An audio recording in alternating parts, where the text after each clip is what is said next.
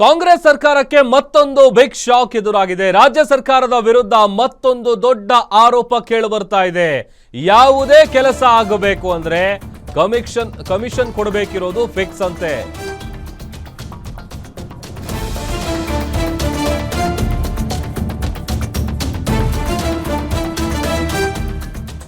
ರಾಜ್ಯ ಸರ್ಕಾರದ ವಿರುದ್ಧ ಮತ್ತೊಂದು ಗಂಭೀರ ಆರೋಪ, ಅದೇ ಕಮಿಷನ್ ವಿಚಾರ.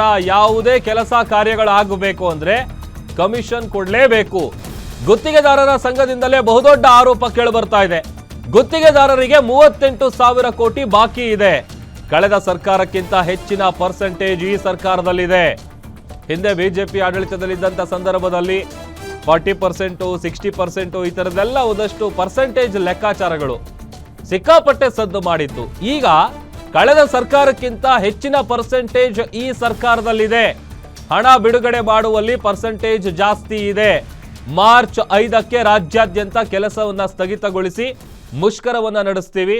ಫೆಬ್ರವರಿ ಎಂಡ್ವರೆಗೂ ಕೂಡ ಸರ್ಕಾರಕ್ಕೆ ಗುತ್ತಿಗೆದಾರರು ಡೆಡ್ಲೈನ್ ಕೊಟ್ಟಿದ್ದಾರೆ. ಅಲ್ಲಿವರೆಗೂ ನಾವು ವೇಟ್ ಮಾಡ್ತೀವಿ, ಇಲ್ಲ ಅಂತ ಅಂದ್ರೆ ದೊಡ್ಡ ಮಟ್ಟದಲ್ಲಿ ಮುಷ್ಕರಕ್ಕೆ ಕರೆ ಕೊಟ್ಟಿದ್ದಾರೆ. ರಾಜ್ಯ ಗುತ್ತಿಗೆದಾರರ ಸಂಘದ ಅಧ್ಯಕ್ಷ ಮಂಜುನಾಥ್ ಹೇಳಿಕೆಯನ್ನ ಕೊಟ್ಟಿದ್ದಾರೆ. ಸರ್ವಿಸ್ ಮೋಟೋ ಇರ್ತಕ್ಕಂಥ ಒಂದು ಸಂಸ್ಥೆ, ನಾವು ಕಾಂಟ್ರಾಕ್ಟರ್ಗಳಿಗೋಸ್ಕರ ನಾವು ನ್ಯಾಯ ಕೊಡಲೇಬೇಕು. ನಾವು ನಮ್ಮ ಸರ್ಕಾರ ಇವರು ಅಂತಂದೇಳಿ ನಾವು ಹೋದ್ರೆ ನಮ್ಗೆ ಆಗೋದಿಲ್ಲ. ಅದಕ್ಕೆ ನಾವೇನ್ ಮಾಡ್ತಿದೀವಿ, 5/3/26ರಲ್ಲಿ ನಾವು ಗುರುವಾರ ನೆಕ್ಸ್ಟ್ ಮಾರ್ಚ್ 25ನೇ ತಾರೀಕಲ್ಲಿ ನಾವು ಒಂದು ಬೃಹತ್ ಸುಮಾರು 15ರಿಂದ 20,000 ಜನ ಸೇರಿಸಿ ನಾವು ಸ್ಟ್ರೈಕ್ ಮಾಡಲಿಕ್ಕೆ ಕೆಲಸ ನಿಲ್ಲಿಸ್ಬಿಟ್ಟು ಒಂದು ವಾರ ಕೆಲಸ ನಿಲ್ಲಿಸೋದಕ್ಕೆ. ಇದಕ್ಕೇನು ಗೊತ್ತಾ, ಅದಕ್ಕಾಗಲೇ ನಾವು ಪೂರ್ವಭಾವಿಯಾಗಿ ದೊಡ್ಡ ಕಾಂಟ್ರಾಕ್ಟರ್ಗಳೆಲ್ಲ ಕನ್ಸಲ್ಟ್ ಮಾಡಿದೀವಿ. ಅವರು ಸಹ ನಮಗೆ ಸಪೋರ್ಟ್ ಮಾಡ್ತೀವಿ, ಕೆಲಸ ನಿಲ್ಲಿಸ್ತೀವಿ ಅಂತಂದೇಳಿ.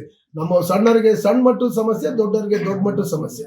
ಸೊ ಈ ತರ ಇರೋದ್ರಿಂದ ನಾವು ಈ ಒಂದು ತಿಂಗಳ ಗ್ಯಾಪಲ್ಲಿ ನಾವೆಲ್ಲ ಕಾರ್ಯಕಾರಿ ಸಮಿತಿಯವರು 31 ಜಿಲ್ಲೆಗೆ ಹೋಗ್ಬಿಟ್ಟು ಸಣ್ಣ ಕಾಂಟ್ರಾಕ್ಟರ್ಗಳಿಗೆ, ಮಧ್ಯಮ ವರ್ಗದ ಕಾಂಟ್ರಾಕ್ಟರ್ಗಳಿಗೆ ನಾವು ಇದೀವಪ್ಪ, ನೀವು ಧೈರ್ಯ ಕೇಳಬೇಡ್ರಿ, ನಾವು ಹೋರಾಟ ಮಾಡ್ತೀವಿ ಅಂತಂದೇಳಿ ಅವ್ರಿಗೆ ಸಾನು ಹೇಳಿ, ಆಮೇಲೆ 5ನೇ ತಾರೀಕಿಗೆ ನೆಕ್ಸ್ಟ್ ಮಂತ್ ಮಾರ್ಚ್ 5ನೇ ತಾರೀಕಿಗೆ ನಾವು ಸ್ಟ್ರೈಕ್ ಮಾಡೋಣ ಲೆಟರ್ಗಳೆಲ್ಲ ಕೊಟ್ಟಿದ್ದೀವಿ. ಸರ್ವಿಸ್ ಇದು ರಾಜ್ಯ ಗುತ್ತಿಗೆದಾರರ ಸಂಘದ ಅಧ್ಯಕ್ಷ ಮಂಜುನಾಥ್ ಅವರು ಹೇಳ್ತಾ ಇರೋದು. ಈಗೇನು ಬಾಕಿ ಹಣ ಇದೆ ಅದಕ್ಕೆ ಸಂಬಂಧಪಟ್ಟಂತೆ ಡೆಡ್ಲೈನ್ ಯಾವ್ಯಾವ ಇಲಾಖೆಯಿಂದ ಎಷ್ಟು ಬಾಕಿ ಇದೆ ಅಂತ ನೋಡೋದಾದ್ರೆ, ಲೋಕೋಪಯೋಗಿ ಇಲಾಖೆಯಿಂದ 8,370 ಕೋಟಿ, ಜಲಸಂಪನ್ಮೂಲ ಇಲಾಖೆಯಿಂದ 13,000 ಕೋಟಿ, RDPR ಇಂದ 3,800, ಸಣ್ಣ ನೀರಾವರಿ ಇಲಾಖೆಯಿಂದ 3,000 ಕೋಟಿ, ನಗರಾಭಿವೃದ್ಧಿ ಇಲಾಖೆಯಿಂದ 2,000 ಕೋಟಿ, ಆಮೇಲೆ ವಸತಿ ಮತ್ತು ವಕ್ಫ್ ಇಲಾಖೆಯಿಂದ 2,600 ಕೋಟಿ, ಕಾರ್ಮಿಕ ಇಲಾಖೆಯಿಂದ 2,000 ಕೋಟಿ, ಇನ್ನು ಗ್ರೇಟರ್ ಬೆಂಗಳೂರು ಅಥಾರಿಟಿ ಅದರಿಂದ 2,600 ಕೋಟಿ. ಅಲ್ಲಿಗೆ ಒಟ್ಟು ಬಾಕಿ ಇರುವಂಥದ್ದು 37,370 ಕೋಟಿ ರೂಪಾಯಿ. ಇದನ್ನು ಫೆಬ್ರವರಿ ಅಂತ್ಯದೊಳಗೆ ಕೊಡಲಿಲ್ಲ ಅಂತಂದರೆ ಮಾರ್ಚ್ 5ನೇ ತಾರೀಕು ನಾವು ದೊಡ್ಡ ಮಟ್ಟದಲ್ಲಿ ಹೋರಾಟವನ್ನು ಮಾಡ್ತೀವಿ ಅಂತ ರಾಜ್ಯ ಸರ್ಕಾರಕ್ಕೆ ಎಚ್ಚರಿಕೆಯನ್ನು ಕೊಟ್ಟಿದ್ದಾರೆ.